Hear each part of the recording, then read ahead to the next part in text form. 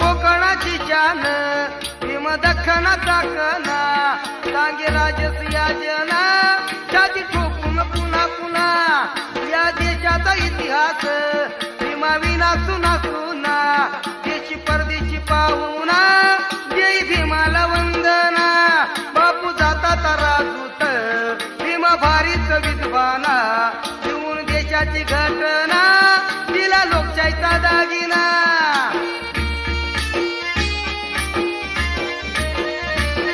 अर काळ्या काळपाच्या